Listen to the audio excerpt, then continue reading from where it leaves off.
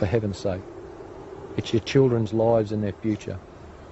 Not yours, but theirs.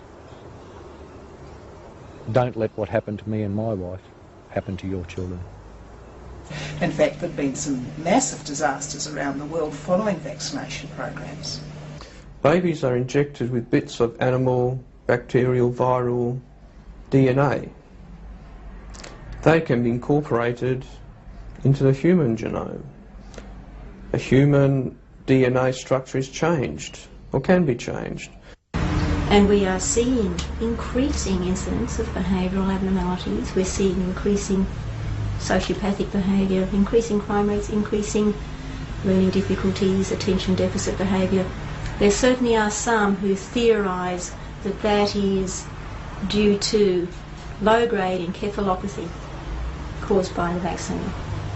Almost 3 years of research before we looked at each other with my late husband and said, vaccines are killing babies. So it was obvious that I, and every other doctor for that matter, had been grossly misled. The doctor politely calmed us that it was all right and it was a good thing to do. We did it, we gave him the DPT vaccine and another one as well.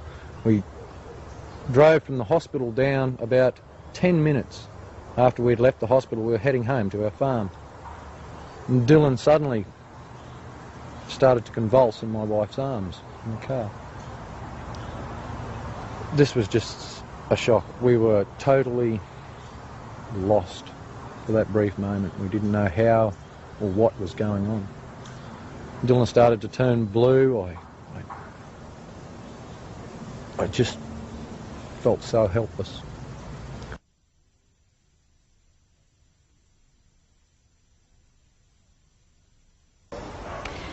Hello, I'm Bronwyn Hancock. For many, an experience like what we just heard from parent Shane Tucker is the first clue that something may be wrong with vaccination. Even then, doctors tell many parents, including him and his wife, that there is no link, so more vaccines are given. Why? Because doctors are taught that damage occurs in only 1 in a million, and far many more lives are saved.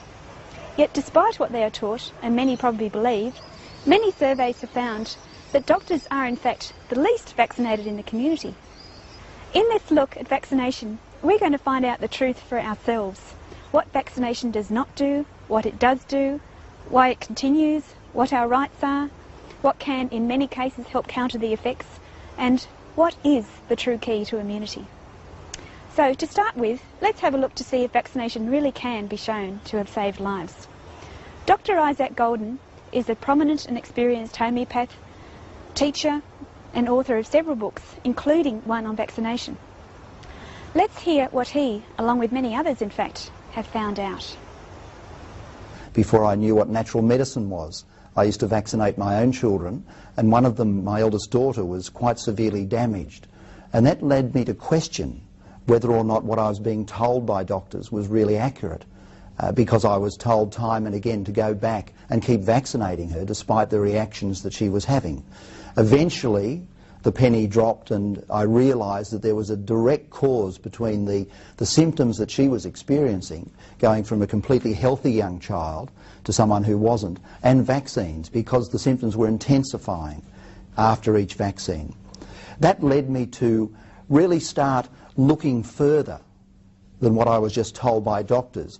And where I started was basically with the health departments in England, America and Australia, because my original professional training is in economics and statistics. So I wrote to the governments and got figures. And then I realised when I started plotting the figures on charts that in fact there was a lot of information that we were being told by the orthodox medical profession which wasn't true.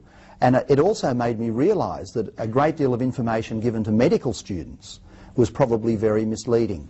Let me give you an example on the overhead. We have here the figures of deaths from whooping cough in America from the time that vaccinations were introduced to around about the late 1980s. These were the figures that I got from the American government themselves.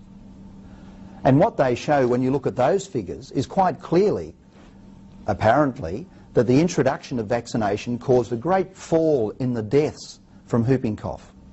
However, What I also got were the figures for 40 years before vaccines were introduced.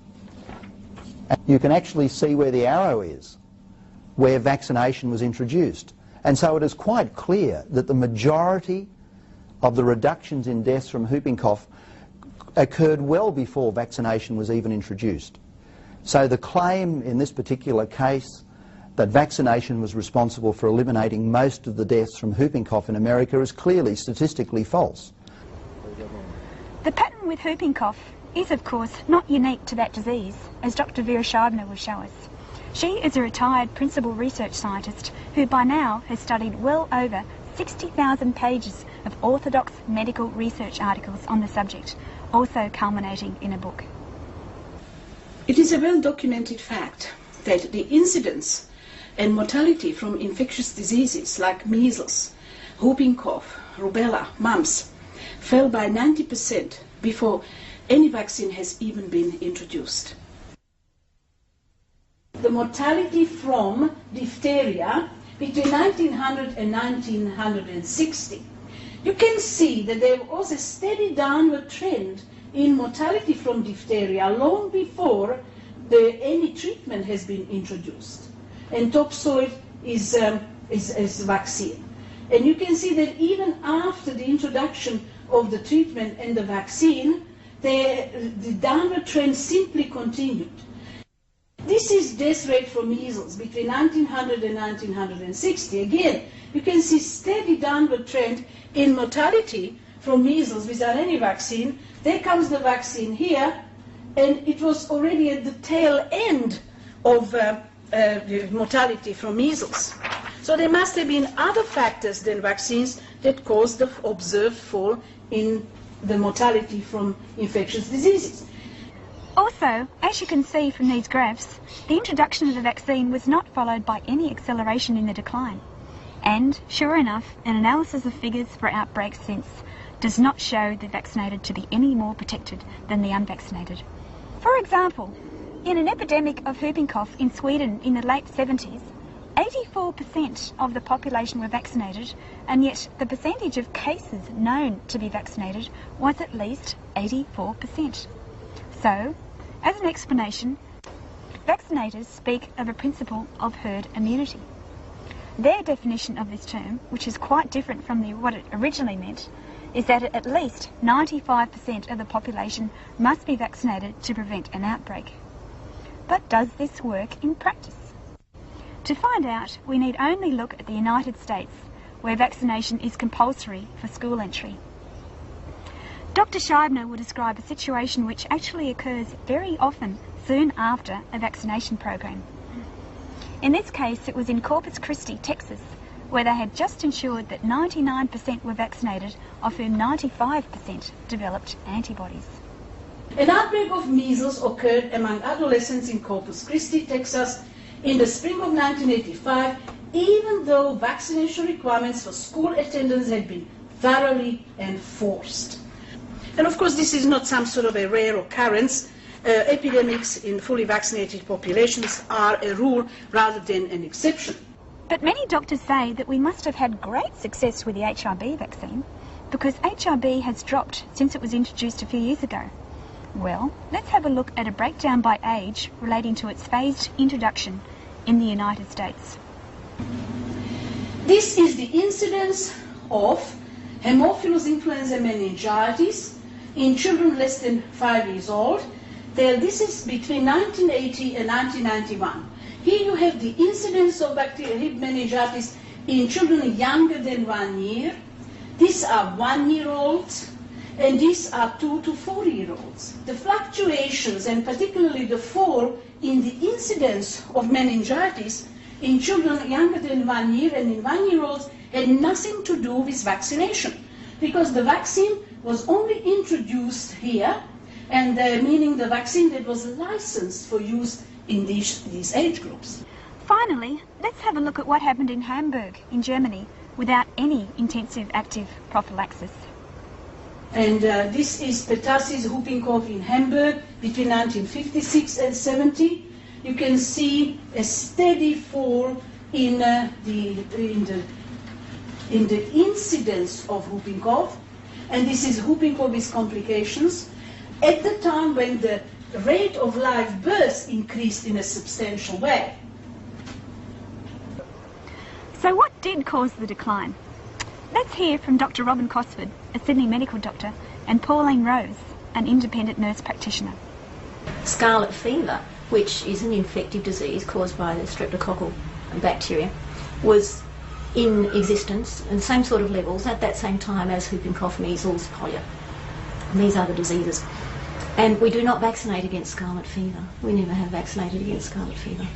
And interestingly, the incidence of scarlet fever has dropped off, paralleling the drop in whooping cough and polio and so on. So it would appear, when we actually consider these other factors as well, that it's not the vaccines that have reduced the incidence of these diseases, but other things that were going on in society at the time. There were basic public health measures and sanitation measures, and these seem to be the things that have made the major impact. And some of the studies that have been done indicating that it wasn't the cure-all that everybody thought it would be, and that in fact there have been some massive disasters around the world following vaccination programs. And that measles, for example, was dying out in Europe, and then they started the vaccination program, and it rose again. And that the thing that had cured measles was in fact the better nutrition programs, a simple general pick up in the health of the population, increase in vitamin A levels. And the vaccination wasn't solving these problems at all. Just as many people were getting sick post-vaccination as they were before. So not only does it appear that vaccines do not work, but there is evidence that they are in fact counterproductive. Back to the United States. This is the incidence of whooping cough, morbidity and mortality from whooping cough, deaths from whooping cough between 1922 and 1987. You can see a steady downward trend in both morbidity and mortality until about 1978. I wrote this down here myself. Because after 1978, you can see this very unnatural, sharp upswing in the incidence of whooping cough, and mortality remains stationary. So what happened in 1978? In 1978, a nationwide childhood immunization initiative was begun. Individual states passed legislation requiring proof of immunization for school entry at 5 and 6 years of age.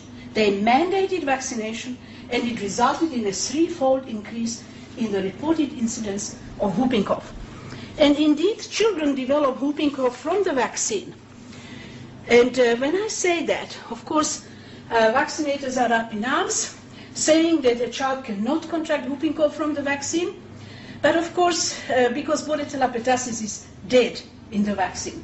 But whooping cough is a toxin-mediated disease, meaning it doesn't matter whether Bordetella in the vaccine is live or dead, or whether it is there at all.